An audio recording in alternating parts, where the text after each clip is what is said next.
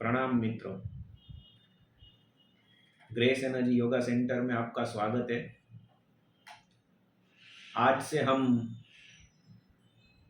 स्वर योग और शिव सर्वोदय शास्त्र के ऊपर आधारित जो विशेष ज्ञान है, जो विद्या है, उसके ऊपर एक विशेष श्रृंखला हम करने जा रहे हैं। तो आप उसका लाभ लीजिए और उसको जीवन में कैसे अप्लाई करना है वो सबसे ज़्यादा ज़रूरी है, तो वो हम उसको सिखाएंगे। तो आज हमारा प्रथम टॉपिक है स्वर योग क्या है, स्वर क्या है, जो कि शिव सर्वोदय शास्त्र के ऊपर आधारित है। इन शॉर्ट अगर हम थोड़े शब्दों में ही बताएं कि स्वर क्या है, तो आप उसको ऐसे समझ लो कि स्वर इज एनर्जी। स्वर एक एनर्जी है, प्राण एक एनर्जी है, और उसका हमारे जीवन में अत्यंत महत्व है।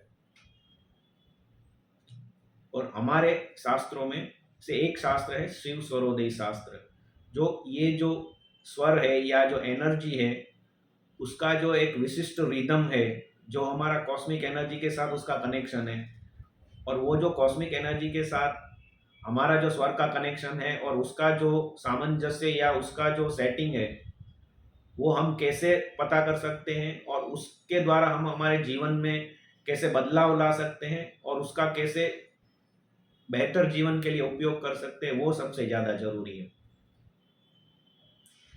तो स्वर क्या है? एनर्जी है।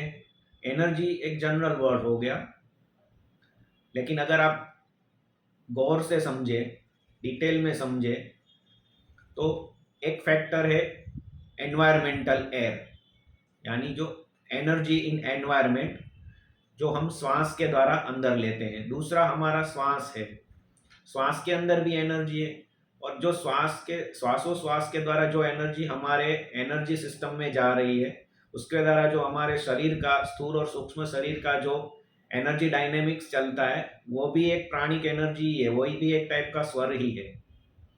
तो स्वर का बहुत वाइडर एप्लीकेशन है।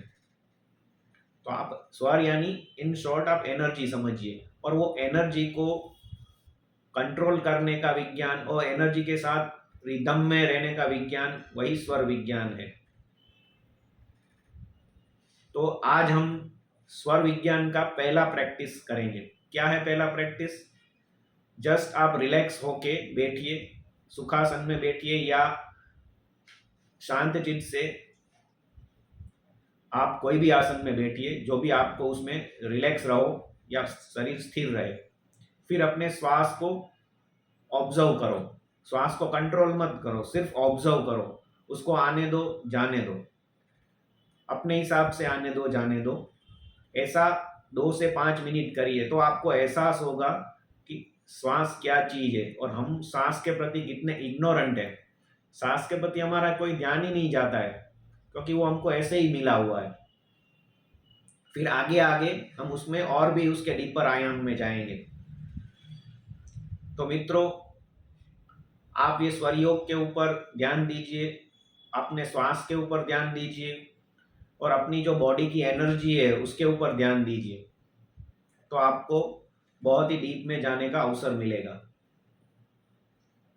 प्रणाम।